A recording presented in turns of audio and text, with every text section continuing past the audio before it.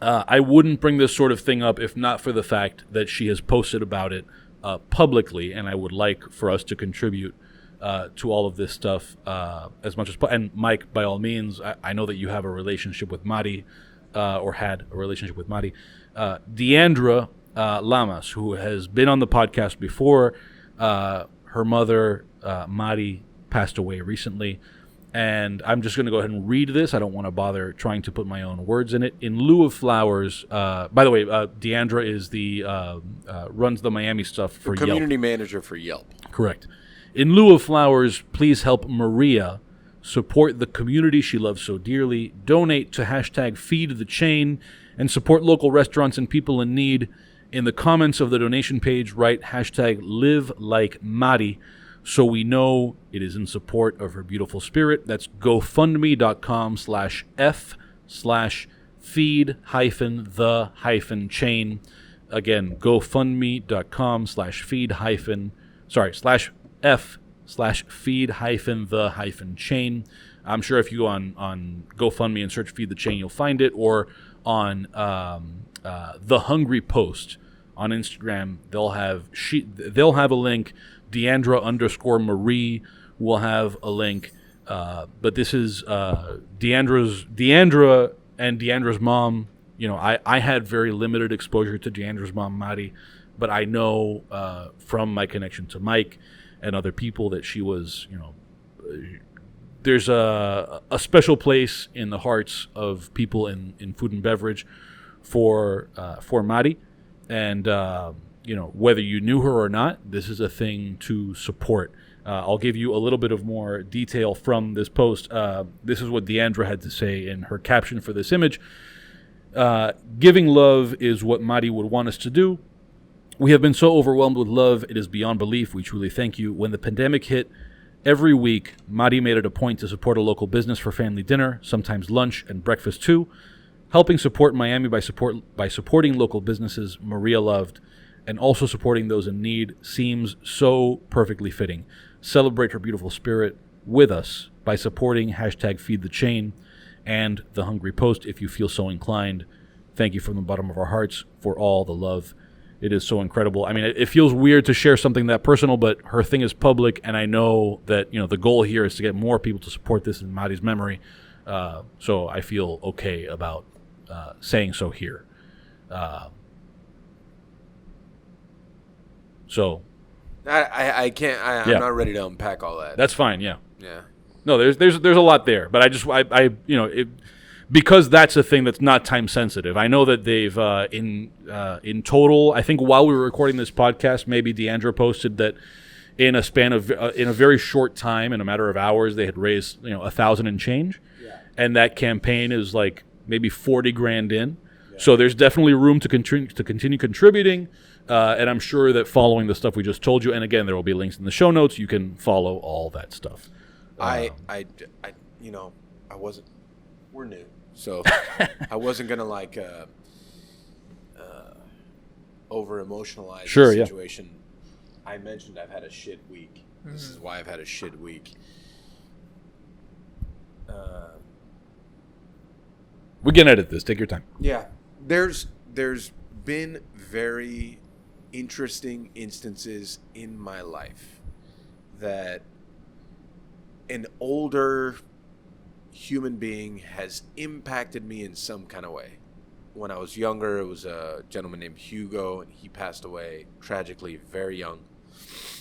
A couple more in the middle, and then I just met Deandra's mom really 3 years ago. And I probably met her before that, but we started to communicate more probably 3 years ago, maybe 2. And she was just such a loving, incredible person. And she showed me so much love. She didn't have to, ever. I just cooked her food, really. She always reminded me how special she thought we were, I was, this place was.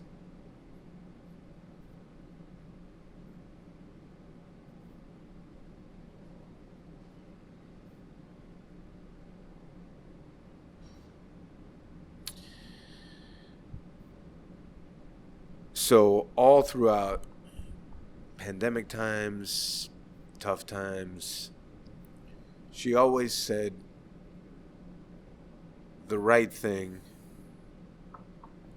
at the right time about something that I didn't want to hear at the time.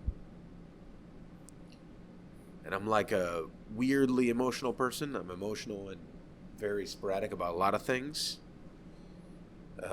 But it always sat with me and it mattered so much. And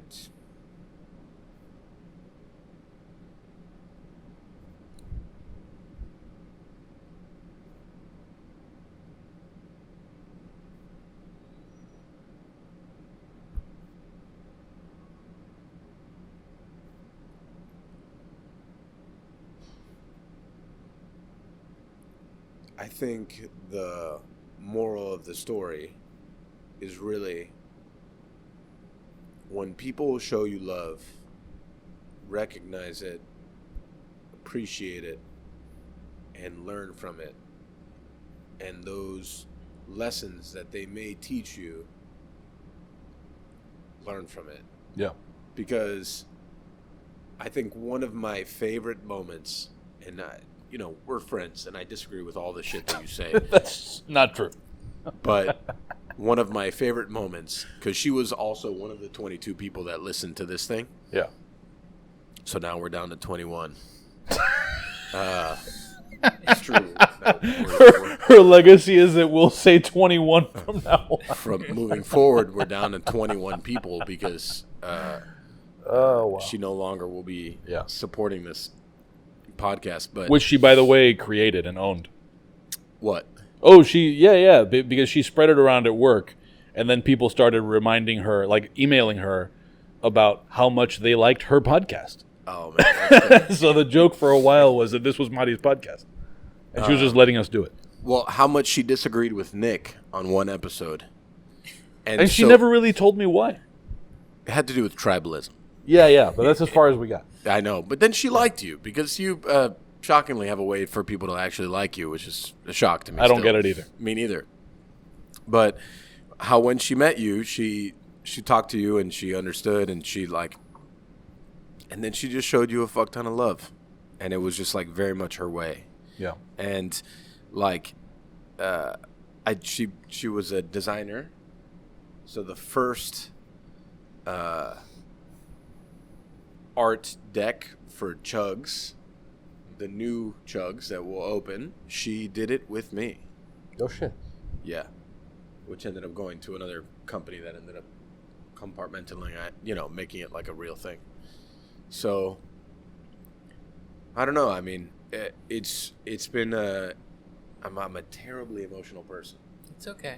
So I don't really deal with like the thing, and it's all like peaks and valleys, and it's very like, it's when people are around, I'm just like, you have to confront the thing because the thing is there, but at the same time, it's like her specifically impacted so many people, and her kids will reflect that, Deandra and her two siblings, because she was so incredibly loving. And in a world that everything is so callous and hard, me included, that kind of spirit and soul is so rare.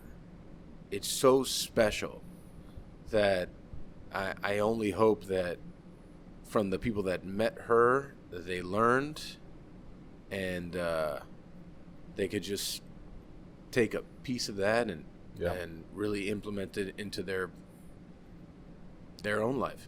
At the risk of speaking from too much ignorance, because really I only spent, what were we there for, like an hour and a half, 2 hours? Yeah. The thing that I got, and I can see where the love thing would come from, but given my limited experience, and I think that there's a way to tie this into, what we're about, not just in this podcast, but what we're about broadly, and maybe you can relate to some of this too, just in what draws you to all of this like Miami-ness and the very Miami things about the restaurant, the homegrown restaurant community here was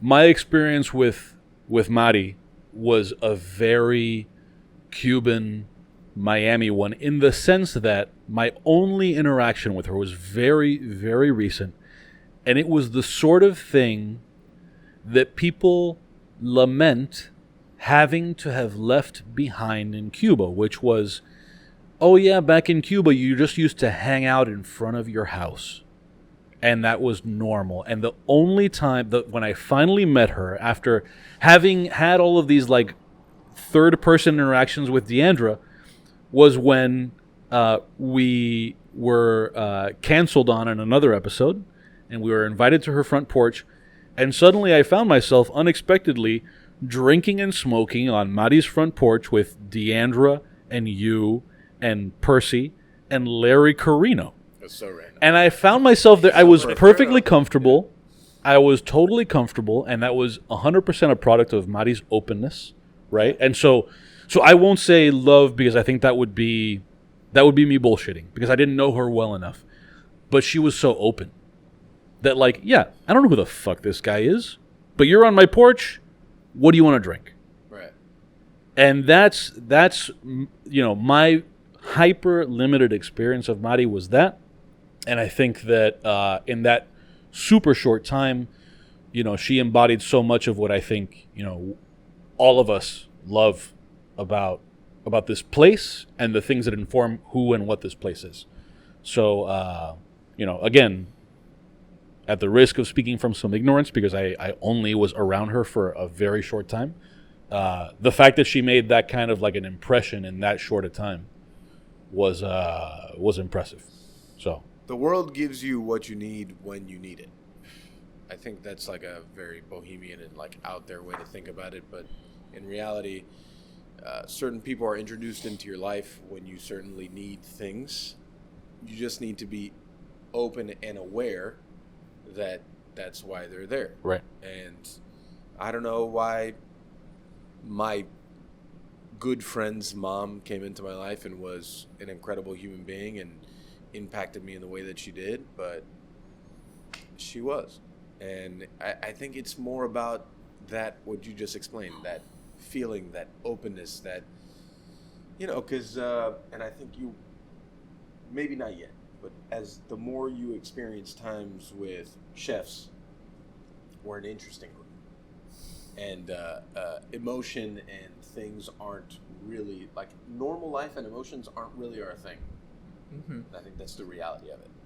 So someone like that, especially in the incredibly difficult time that it's been, and when I met her, it may have been the reason that she came into my life, and it may have been the reason she'll impact me for the rest of my life, because I really do truly think that she will.